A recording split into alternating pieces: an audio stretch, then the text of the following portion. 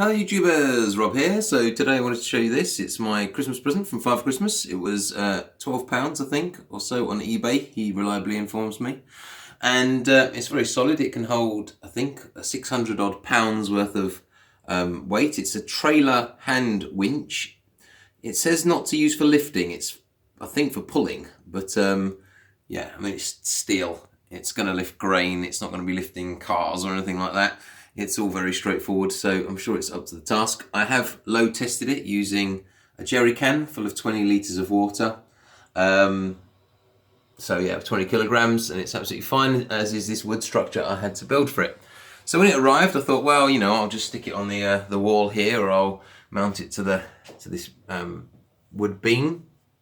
But sadly, it's got this big handle on it, and if you imagine this as a wall going down here, you can't actually get the handle around. It's quite a big circumference, so you do have to like work out a way of dangling it. So I've had to kind of work it out as I've gone along. This is what I spent my Christmas evening doing down in the cellar on my own whilst everyone was upstairs watching telly. So yeah, what do we do? Why have I got this? This is probably the question everyone's wondering.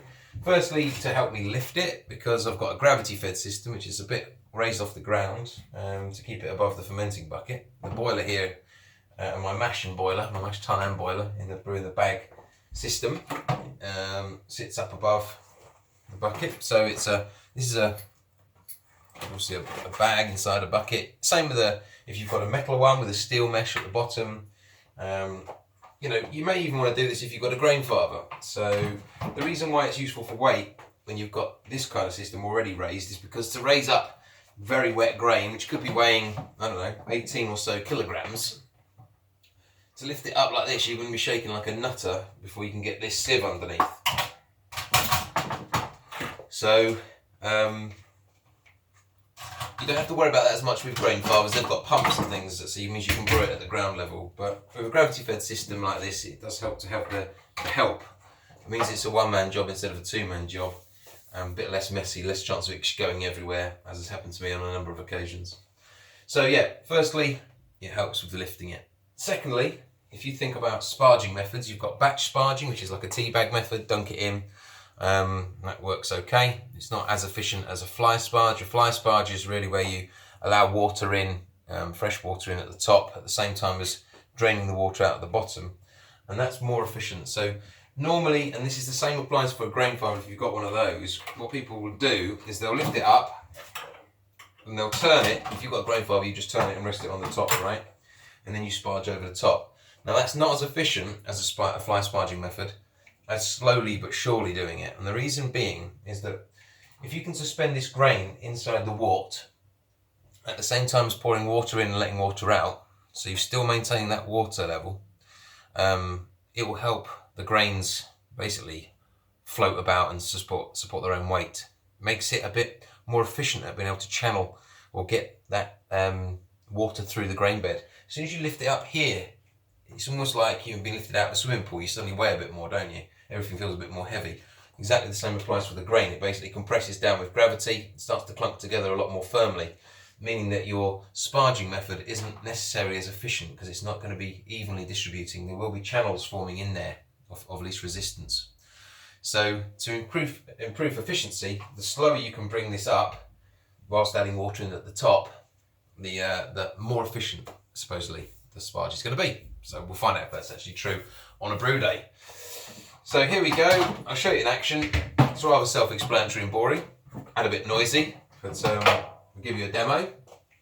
It's got different kind of settings. So what's that one? That's up setting. Right, I need to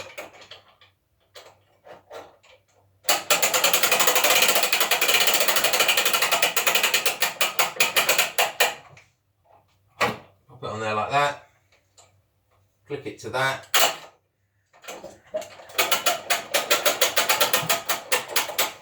Pour the water in and slowly turn.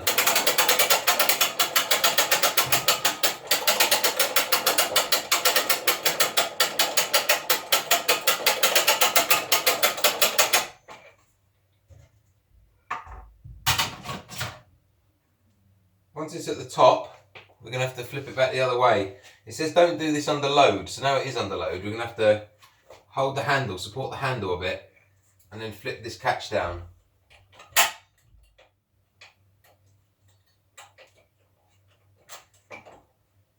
And then that'll let it come down.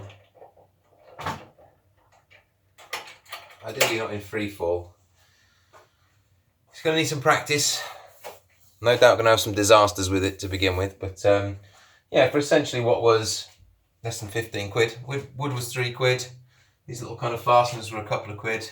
12 quid for that. £15, and you got yourself a pretty clever little industrial winch system there, and then that just comes off like that, and I can store it away somewhere, away from the missus, so she doesn't moan at me.